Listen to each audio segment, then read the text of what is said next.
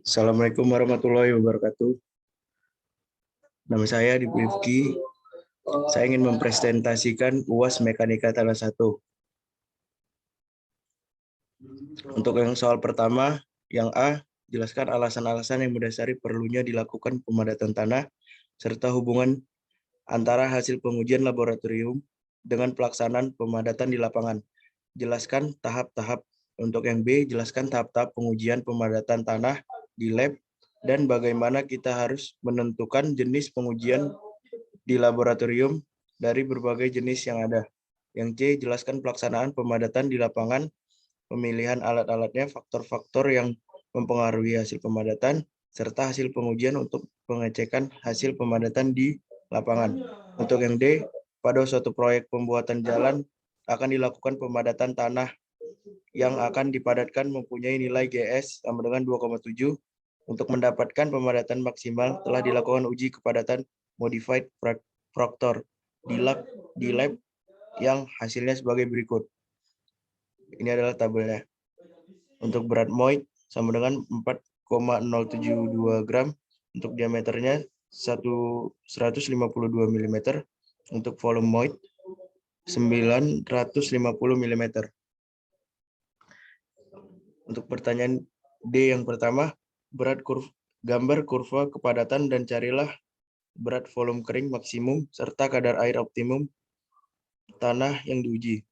Yang B, dari informasi tersebut berikan penjelasan keputusan apa yang harus diambil oleh kepala proyek untuk memperoleh kepadatan tanah maksimal pada proyek tersebut.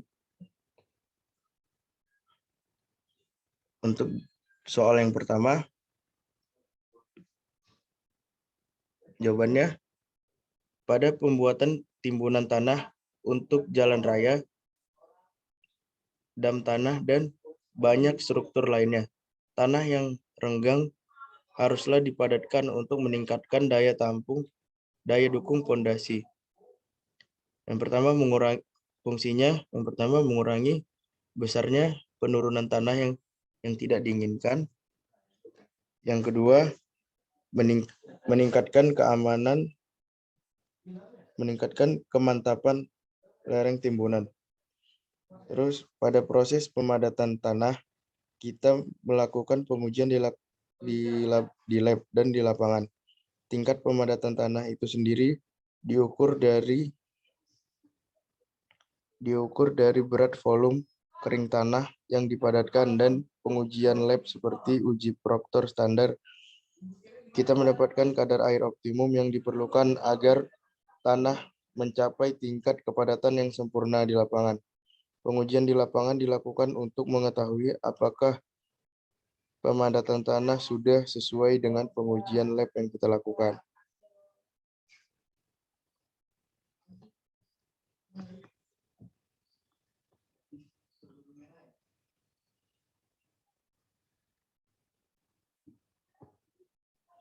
Untuk yang B, uji proctor standar.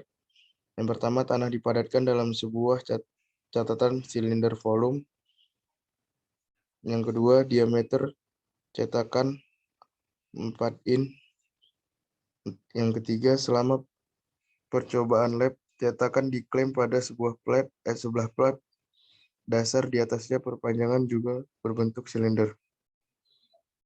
Yang keempat, tanah dicampur air dengan kadar air yang berbeda-beda dan kemudian dipadatkan. Kelima, pemadatan dilakukan dengan 3 lapisan yang memiliki ketebalan kurang lebih 1,010. Untuk yang keenam, jumlah tumbukan adalah 25 kali per lapisan.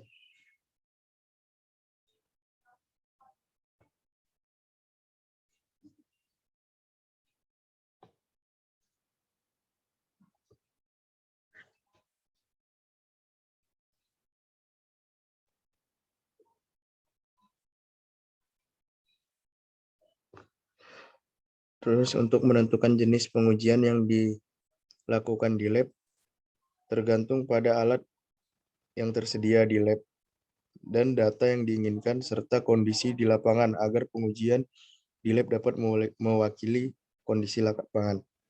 Untuk jawaban yang C, untuk yang pertama, membersihkan lahan yang dipadatkan. Yang kedua, menutupi lubang dan meratakan bukit kecil yang tersebar pada lahan. Yang ketiga, menggilas tanah dengan alat berat.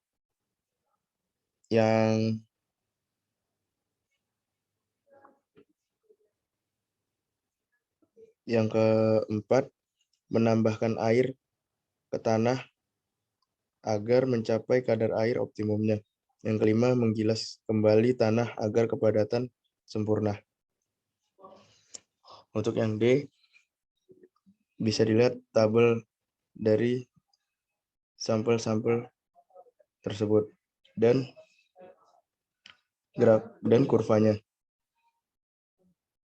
Untuk jawaban yang A. Untuk jawaban yang B-nya, maka hasil yang didapat diambil yaitu memperoleh tanah maksimal pada proyek atau pekerjaan yang dilaksanakan. Jika memang kadar airnya kurang dari 10%, maka tanah tersebut seharusnya ditambahkan air agar kadar air tanah mencapai optimum.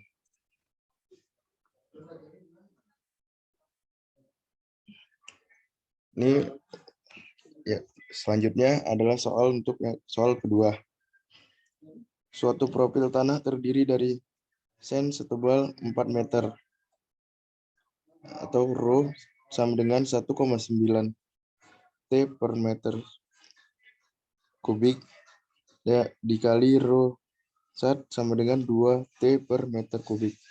Dan di bawahnya ada lapisan compressible silty clay dengan tebal 8 meter atau rho sama dengan 1,6 T per meter kubik dikali rho sat sama dengan 1,7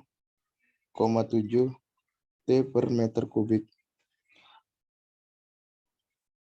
Muka air tanah berada pada dasar lapisan pertama atau pada 4 meter di bawah muka tanah.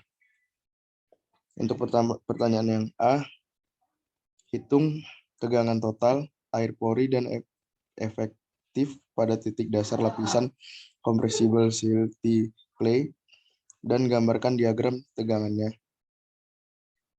Untuk yang B, hitung tegangan total air pori dan efektif pada titik tersebut jika terjadi kapilaritas setinggi 1 meter pada sand dan gambarkan diagram tegangannya. Untuk yang C, hitung tegangan total air dan efektif pada titik tersebut jika muka air tanah naik sampai 1 meter pada sand dan gambarkan diagram tegangannya. Untuk yang D, berikan komentar mengenai kondisi-kondisi di atas terhadap tegangan yang terjadi.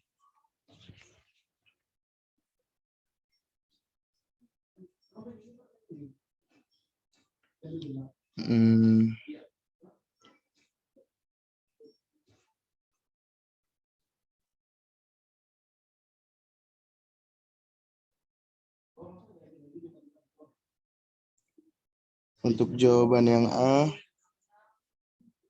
dan B bisa kita lihat di gambar ini. Terus untuk yang C, jawabannya sama saja perhitungannya. Terus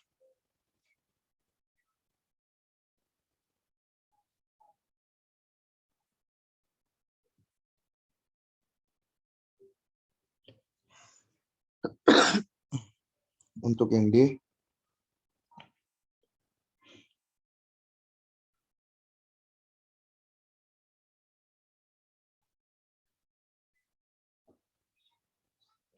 semakin naik muka air tanah, maka dari itu semakin naik juga nilai-nilai ketegangan pori tanah, tetapi dengan data yang terbalik dengan tegangan efektif. Maka dari itu semakin naik juga muka air tanah, oleh sebab itu juga nilai pada tegangan efektif tanah menurun.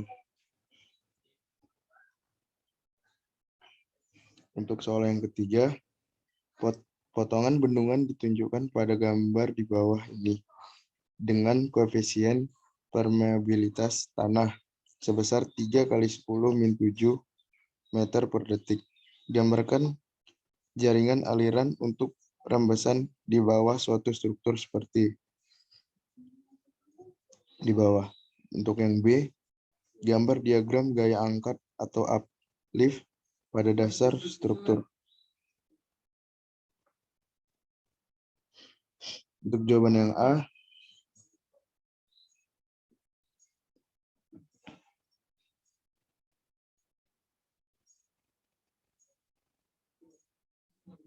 ini adalah gambarnya. Untuk yang B, di titik A, kita mendapatkan jawaban sebesar 16,125, titik B-nya 14,25, titik C 12,375, titik D 10,5, untuk titik E 8,625, titik F-nya 6,75, titik D-nya 4,825. Untuk sigma H-nya sama dengan 1,875 meter.